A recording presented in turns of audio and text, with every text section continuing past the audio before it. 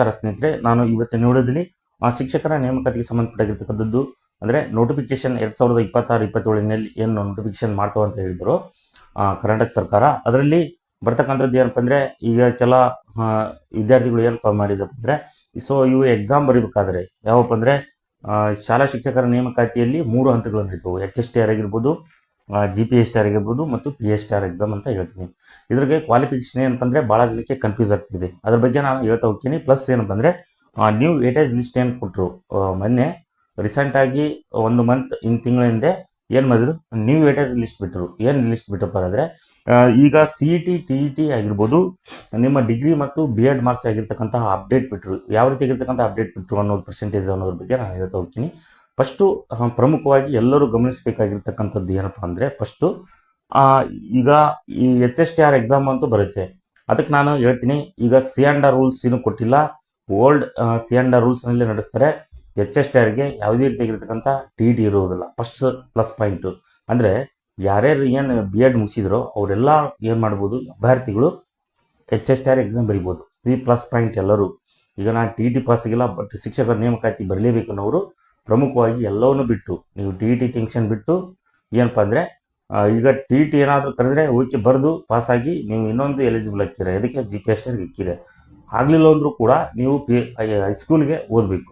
ಅಂದರೆ ಪ್ರೌಢಶಾಲಾ ಶಿಕ್ಷಕರ ನೇಮಕಾತಿ ಇನ್ನೇನು 8ರಿಂದ 10ನೇ ತರಗತಿ ಅಂತೀವಲ್ಲ, ಆ ಶಾಲಾ ಶಿಕ್ಷಕರ ನೇಮಕಾತಿಗೆ ನಾವು TET ಓನ್ಲಿ. ಅಲ್ಲಿ ಏನಪ್ಪ ಅಂದರೆ ಮೇನ್ ಎಕ್ಸಾಮ್ ಬರೀತಾರೆ, ಮೇನ್ ಎಕ್ಸಾಮ್ ಇಡ್ತಾರೆ. ಅಲ್ಲಿ ಪೇಪರ್ 1 ಪೇಪರ್ 2 ಇರುತ್ತೆ. ನಿಮ್ದೇನು GK ಪೇಪರ್ ಏನಿರುತ್ತೋ ಅಂದರೆ 5 ಹಂತಗಳ ಪೇಪರ್ ಇರ್ತವೆ. ಅಲ್ಲಿ ಕನ್ನಡ, ಇಂಗ್ಲೀಷು, ಗಣಕಯಂತ್ರ ಈ ರೀತಿಯಾಗಿರ್ತಕ್ಕಂಥ ಸಬ್ಜೆಕ್ಟ್ ಇರ್ತಾವಲ್ಲ, ಶೈಕ್ಷಣಿಕ ಮನೋವಿಜ್ಞಾನ. ಒಂದು ಪೇಪರ್ ನಾರ್ಮಲ್ GK ಇರುತ್ತೆ, ಇನ್ನೊಂದು ಪೇಪರ್ ನಿಮ್ಮ ಸಬ್ಜೆಕ್ಟ್ ಪೇಪರ್. ನೀವು ಯಾವ ಶಿಕ್ಷಕರ ನೇಮಕಾತಿ ಬರೆದಿರ್ತೀರೋ ಆ ಲ್ಯಾಂಗ್ವೇಜ್ ಕನ್ನಡ ಇದ್ದರೆ ಕನ್ನಡಕ್ಕೆ ಸಂಬಂಧಪಟ್ಟಿರ್ತಕ್ಕಂಥ 100 ಮಾರ್ಕ್ಸ್ ಕೇಳ್ತಾರೆ. ಈ ರೀತಿಯಾಗಿರ್ತಕ್ಕಂಥದ್ದು ಅಲ್ಲಿ 2 ಪೇಪರ್ ಇರ್ತವೆ. ಅಲ್ಲಿ ಏನು ಸ್ಕೋರ್ ಮಾಡ್ತೀರೋ ನೀವು ಆ ಕಾಸ್ಟ್ ವೈಸು ನಿಲ್ಲುತ್ತೆ ಅಂತ ಹೇಳ್ತೀನಿ. ಅದು ಪ್ಲಸ್ ಪಾಯಿಂಟ್ ಇದು HSTR ಎಕ್ಸಾಮಿಗೆ ಅಂತ ಹೇಳ್ತೀನಿ. ಇನ್ನೊಂದು ಏನಪ್ಪ ಅಂದರೆ GPSTR ಅಂದರೆ ಪದವೀಧರ ಶಾಲಾ ಶಿಕ್ಷಕರ ನೇಮಕಾತಿ, ಅಂದರೆ ಗ್ರಾಜ್ಯುಯೇಟ್ ಸ್ಕೂಲ್ ಟೀಚರ್ ಅಂತ ಹೇಳ್ತೀನಿ. ನೋಡ್ಬೋದು, ಈ ಗ್ರಾಜ್ಯುಯೇಟ್ ಸ್ಕೂಲ್ ಟೀಚರ್ ಪ್ರಮುಖವಾಗಿ ಅದಕ್ಕೆ TET ಪಾಸ್ ಆಗಲೇಬೇಕು. ಇದು 6ರಿಂದ 8ನೇ ತರಗತಿ ಅಂತ ಹೇಳ್ತೀನಿ. 6ರಿಂದ 8 ನಾನು ಬರಿತೀನಿ ಇಲ್ಲಿ. 6ರಿಂದ 8 ಪ್ಲಸ್ BEd ಆಗಿರ್ಬೇಕು. ಇದಕ್ಕೆ ಜೊತೆಗೆ ಪೇಪರ್ 2 ಪಾಸ್ ಆಗಿರಬೇಕು. ನೋಡಿ, ಪ್ರಮುಖವಾಗಿ 6ರಿಂದ 8 ತರಗತಿಯನ್ನು ಪಾಠ ಮಾಡೋರಿಗೆ GPSTR BEd ಆಗಿರಬೇಕು. ಜೊತೆಗೆ ಪೇಪರ್ 2 ಏನಾಗಿರ್ಬೇಕು, ನೀವು ಪಾಸ್ ಆಗಿರ್ಬೇಕು ಅನ್ನೋದು ಅದರ ನಿಯಮ ಅಂತ ಹೇಳ್ತೀನಿ. ನಂತರ ಏನಪ್ಪ ಅಂದರೆ PSTR ಎಕ್ಸಾಮ್ ಬರುತ್ತೆ. ನೋಡ್ಬೋದು, ಈ PSTR ಅಂದರೆ ಇಲ್ಲಿ ಕೂಡ TET ಪಾಸ್ ಆಗಬೇಕು. ಏನು TET ಅಂದರೆ 1ರಿಂದ 5ನೇ ತರಗತಿ ಅಂತ ಹೇಳ್ತೀನಿ. ಎಷ್ಟು? 1ರಿಂದ 5 ಆಗಿರ್ತಕ್ಕಂಥ ಕ್ಲಾಸಸ್ಗೆ ಪಾಠ ಮಾಡ್ತಾರೆ. ಜೊತೆಗೆ DEd ಆಗಿರ್ಬೇಕು. ಇದಕ್ಕೆ DEd ಪೇಪರ್ 1 ಪಾಸ್ ಆಗಬೇಕು. ನೀವು ಏನು TET ಬರೀತಿರಲ್ಲೋ ಪೇಪರ್ 1 ಪಾಸ್ ಆದರೆ ನೀವು ಈ PSTR ಎಕ್ಸಾಮ್ ಬರೀಬೋದು. ಜೊತೆಗೆ ನೀವು ಈ 3ಗಳು ಎಕ್ಸಾಮ್ ಬರೀಬೇಕಾದ್ರೆ DEd plus BEd paper 1 paper 2 pass ಆದವರು 3 ಎಕ್ಸಾಮ್ ಬರೀಬೋದು. ಮಲ್ಟಿ ಆಗಿರ್ತಕ್ಕಂಥ ಕ್ವಾಲಿಫಿಕೇಶನ್ ಇದ್ದರೂ ಅಷ್ಟು ಎಕ್ಸಾಮ್ ಬರೀಬೋದು. ಆದರೆ GPSTR ಎಕ್ಸಾಮ್ ಬರೀಬೇಕಾದ್ರೆ BEd ಪ್ಲಸ್ ಪೇಪರ್ 2 ಪಾಸ್ ಆಗಲೇಬೇಕು ಅನ್ನೋದು ನಿಯಮ. ನೆಕ್ಸ್ಟು ಏನಪ್ಪ ಅಂದರೆ, ಸರ್ಕಾರ ಇನ್ನೇನು ಡಿಪಾರ್ಟ್ಮೆಂಟ್ ಎಕ್ಸಾಮ್ ನಡೆಸ್ತತ್ತಲ್ಲ, ಅವ್ರು ಏನು ಮಾಡಿದಪ್ಪ, C&R ರೂಲ್ಸ್ ಬಿಟ್ಟರು.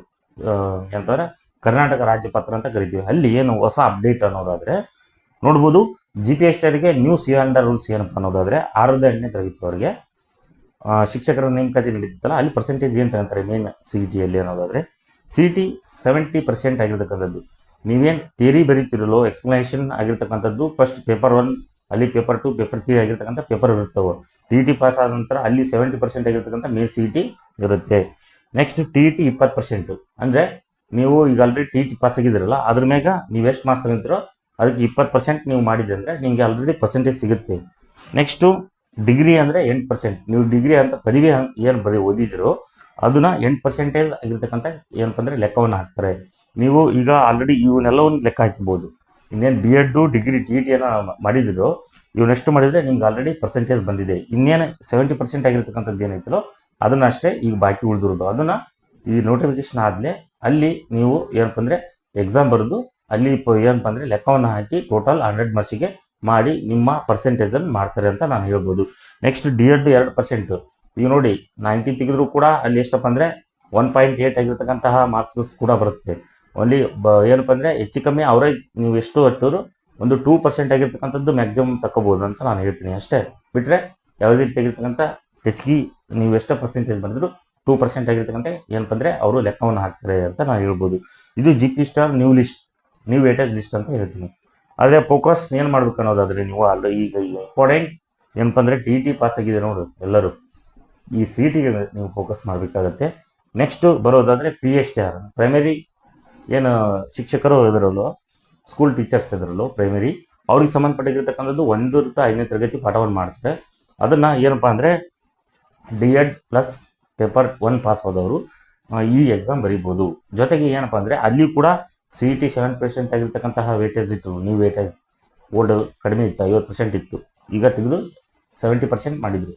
ಜೊತೆಗೆ TT 20%, ಅಂದರೆ ನೀವು ಪೇಪರ್ 1 ಏನು ಪಾಸ್ ಆಗಿದ್ರು, ಏನು 90 ತಕ್ಕಂದಿರೋ, 100 ತಕ್ಕಂದಿರೋ, 120 ತಗೊಂಡಿರೋ, 140 ತಕ್ಕಂದಿರೋ, ಈ ರೀತಿಯಾಗಿರ್ತಕ್ಕಂಥ ಮಾರ್ಕ್ಸ್ ತಗೊಂಡಿರ್ತೀರಲ್ಲೋ ಅದಕ್ಕೆ 20% ಆ್ಯಡ್ ಮಾಡ್ತಾರೆ, ಪರ್ಸೆಂಟೇಜ್ ನಿಮಗೆ ಬರುತ್ತೆ ಅಂತ ನಾನು ಹೇಳ್ಬೋದು.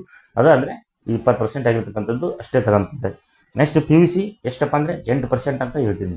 ಎಷ್ಟು? 8%. ಮತ್ತು D.Ed ಎಷ್ಟಪ್ಪ ಅಂದರೆ 2%. ಇದು ನೋಡಬಹುದು PUC 8%, ಈಗೇನೋ ಹೆಚ್ಚಿಗೆ ಮಾಡ್ಬೇಕು ಅನ್ನೋದು ಇದೆ. ಬಟ್ ಈಗ ಅದು ಸರ್ಕಾರ ಕೊಟ್ಟಿರ್ತಕ್ಕಂಥ ನ್ಯೂ ವೇಟೇಜ್ ಲಿಸ್ಟಲ್ಲಿ ಈಗ ಅಪ್ಡೇಟ್ ಪ್ರಕಾರ ಅದು 8% ಅಷ್ಟೇ. ಅಂದರೆ ಓವರ್ ಆಲ್ ಅಂತ ಹೇಳ್ತೀನಿ, ಯಾವುದೇ ಸಬ್ಜೆಕ್ಟ್ ವೈಸ್ ಅಲ್ಲ, ಓವರ್ ಆಲ್ ನಿಮ್ದು ಏನು PUC ಅಲ್ಲಿದೋ ಅದು 8% ತಗೊಂತಾರೆ ಅವರು.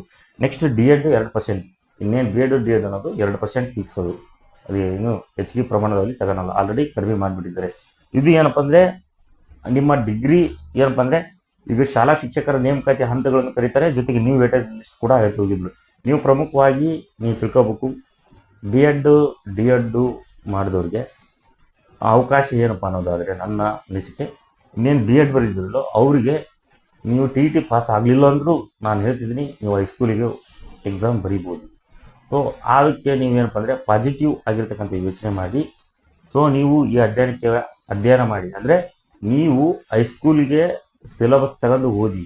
ಪ್ಲಸ್ ಪಾಯಿಂಟ್ ಏನಾದರೂ ನಿಮಗೆ ಈ TT ಆಗಿಲ್ಲ, ಅವರು ಏನಪ್ಪ ಅಂದರೆ ಆ ಸಿಲೆಬಸ್ನಲ್ಲಿ ಟಚ್ ಇರ್ಕಂತ ನೀವು ಸ್ವಲ್ಪ ಸಬ್ಜೆಕ್ಟನ್ನು ಬೇರೆ ಅಂದರೆ TT ಓದಿದರೆ TTನೂ ಪಾಸ್ ಆಗಿಬಿಟ್ರೆ, ಅಂದರೆ ನೋಟಿಫಿಕೇಶನ್ ಅದರೊಳಗೆ ಇನ್ನೊಮ್ಮೆ ಏನಾದರೂ ಆದರೆ ನೀವು ಈ ಎಕ್ಸಾಮ್ ಕೂಡ ಬರೀಬೋದು, ಅಂದರೆ GPSTR ಅಂತ ಬರೀಬೋದು.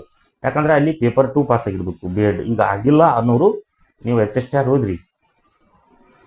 ಇನ್ನೇನು ನಾವು ಎಕ್ಸಾಮ್ ಬರೀಬೇಕ್ರಿ GPSTR ಆದರೆ ಆಗಿಲ್ಲ ಅನ್ನೋದ್ರು ಈ ನೋಟಿಫಿಕೇಶನ್ ಆಗೋಕ್ಕಿಂತ ಮುಂಚೆ ಏನಾದರೂ ನೋಟಿಫಿಕೇಶನ್ ಅಂದರೆ TT ನೋಟಿಫಿಕೇಶನ್ ಆದರೆ ಬರೆದ್ರೆ ನೀವು ಎರಡಕ್ಕೂ ಎಕ್ಸಾಮ್ ಎಲಿಜಿಬಲ್ ಆಗ್ತೀರಾ. ನೀವು ಪೋಸ್ಟು ಎರಡರಲ್ಲಿ ಹೆಚ್ಚಿಗೆ ಆಗೋದ್ರಲ್ಲಿ ಅಲ್ಲಿ ಸ್ವಲ್ಪ ಕಾಂಪಿಟೇಷನ್ ಕಡಿಮೆ ಆಗುತ್ತಾ ಹೋದಾಗ ನೀವು ಸ್ವಲ್ಪ ಏನಪ್ಪ ಅಂದರೆ ಹುದ್ದೆಗಳನ್ನು ನಿಮ್ದು ಕನಸಿನ ಹುದ್ದೆ ಇತ್ತಲ್ಲ ಅದನ್ನು ಹಿಡ್ಕೊಳಕ್ಕೆ ಅನುಕೂಲ ಆಗುತ್ತೆ ಅಂತ ನಾನು ಹೇಳ್ತೀನಿ.